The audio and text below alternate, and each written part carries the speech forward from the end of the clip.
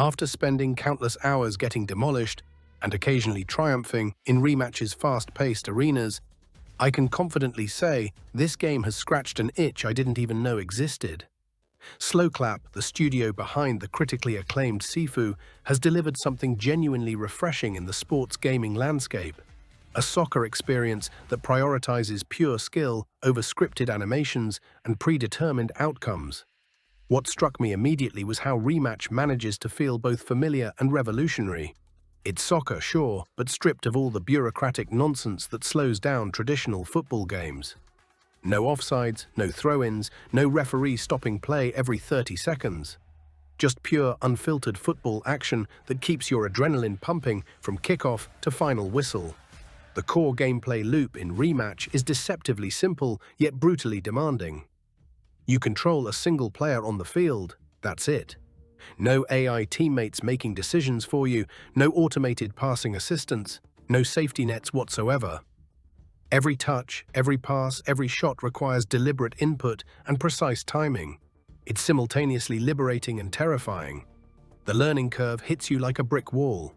Those first few matches, expect to flub easy passes, whiff open shots, and generally look like you've never seen a soccer ball before. But here's the thing, that steep difficulty curve becomes part of the addiction. Each small improvement feels monumental.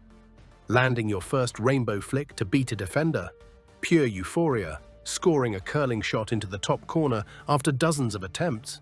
Chef's kiss.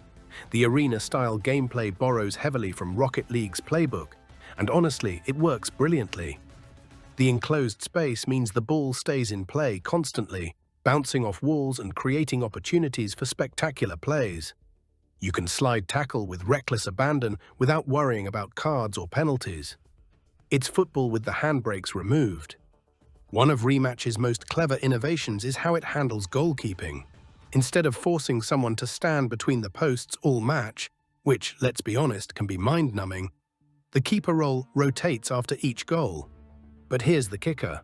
You can swap into the goalkeeper position any time by simply moving into the box. This creates these incredible clutch moments where you dive into goal just as an opponent lines up a shot. The tension is palpable. The game offers 3v3, 4v4, and 5v5 modes, though I found the 3v3 format to be the sweet spot. With fewer players on the field, every individual action carries more weight.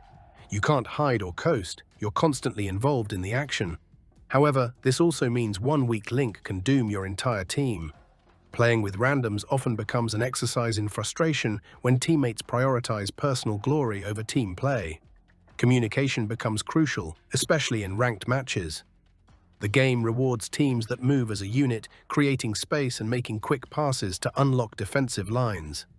It's tactical depth wrapped in an arcade package, and it works better than it has any right to. Visually, Rematch sports the same stylized art direction that made Sifu so distinctive. Character models are expressive and customizable, with options ranging from basic cosmetics to prosthetic limbs.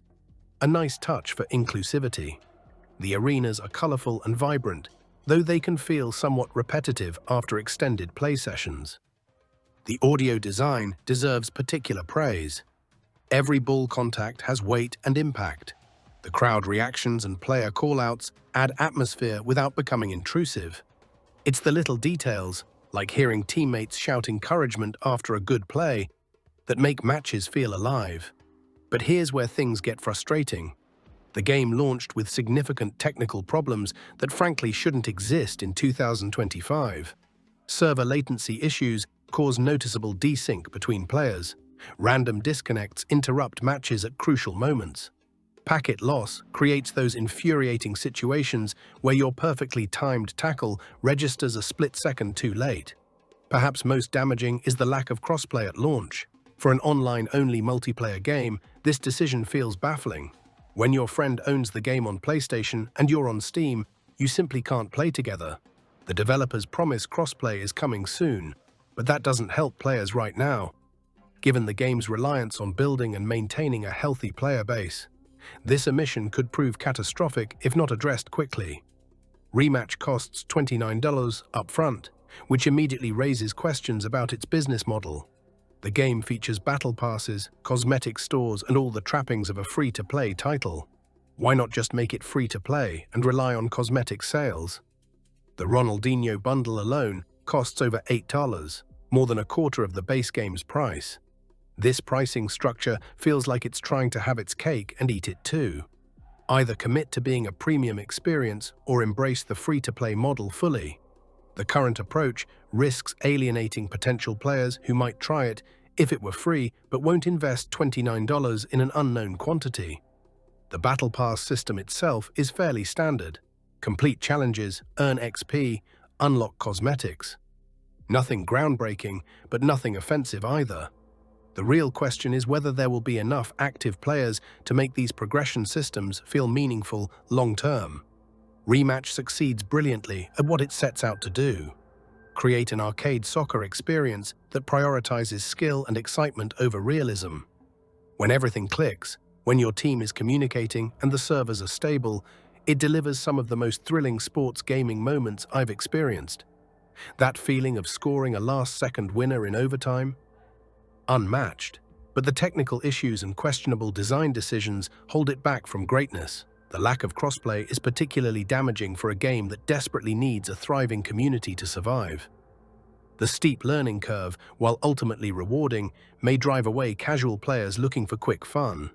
If Slowclap can address the connectivity problems and implement crossplay quickly, Rematch has the foundation to become something special. The core gameplay is solid enough to support years of competitive play. But right now, it feels like a great game trapped inside a flawed launch. For dedicated soccer gaming enthusiasts willing to weather some growing pains, Rematch offers something genuinely unique in the sports gaming landscape. For everyone else, maybe wait a few months to see if the developers can fix what's broken. The potential is absolutely there. It just needs proper execution to reach it.